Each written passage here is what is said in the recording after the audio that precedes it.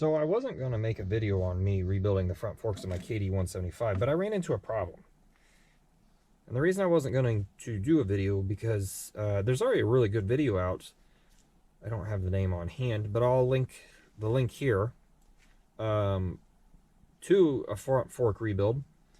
But the problem was, and he ran into a similar situation where his fork, you trying to get the screw out of the bottom, he couldn't do it, and then he pulled down on it and it worked, and it created enough pressure that it would release it. Mine just keeps spinning, and I don't know if I'm getting the full amount of pressure done from. I don't know if I'm getting the full amount of pressure because I can't do the two things at once. I need a second person, and I don't have that. So what I did was I went ahead and I took in, and I'm going to put a print of what the measurements are on this piece. This is the piece that you hold on to, and then the screw comes in down here. So this is the bottom of the fork, and this is what you can grab and hold of.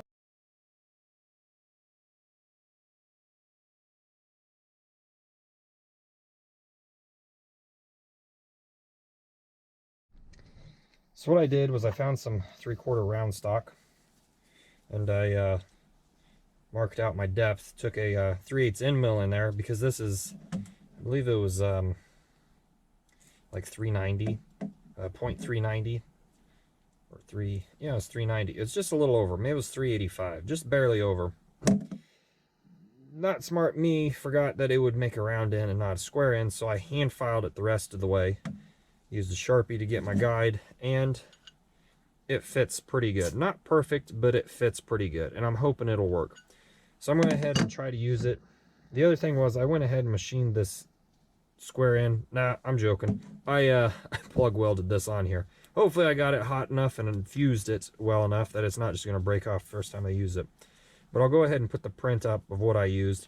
It's about 13 inches down. I think it was about 13 inches down to the top of that. So I forget what this is, about 15 or so, if I remember right. Maybe a little more. And 15, just a little over 15 and a half. So I'll go ahead and I don't know if this, I'll be able to show all this.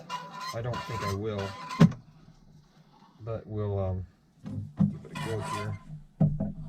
Here we go. That's an 11/16, and that worked like a charm. That's out, and the rest of it should come with it. Thanks for watching. Stay tuned for more.